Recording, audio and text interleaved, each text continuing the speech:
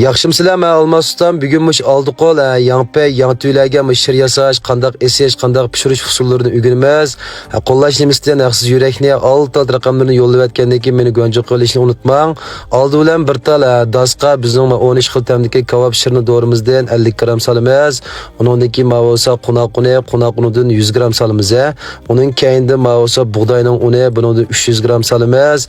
Keynidan tuzdan 70 gramdan 80 gramgacha solamiz. Undan keyin buningga vijingdan 40 gram solamiz. Vijingni sep qo'ygandan keyin buningga samsaq, zanjivil, so'ng piyoz, bosh piyozlarni ushshaq ezib, undan keyin bularni solamiz. Bularni sep qo'ygandan keyin muvofiq miqdorda buning tuxum chaqimiz. Tuxumni chiqib qo'ygandan keyin shirning quyuq suyuqlik qarta suv quymiz.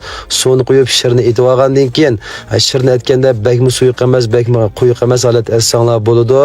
Undan keyin mavosa mana Mabosa tunigun ama tang'ichlab tamlandirib qo'ygan bir kechda tug'an yanpaylar buni undan keyin mushtazziq esib olgandan keyin ilmek ziqqa undan keyin biz aytgan mashirimizni so'kaymiz. Mushalat so'kib olgandan keyin buni ustiga muvofiq miqdorda undan keyin oq kunjuz sepamiz.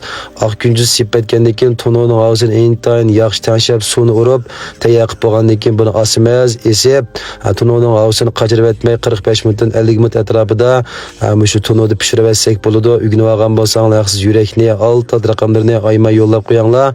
13 xil tamdiki kebab shirni, kebab belli xurishlarga ehtiyojinglar bo'lsa 1 4 dan 9 126 146 degan unlarni qo'shib men bilan aloqa qilishing.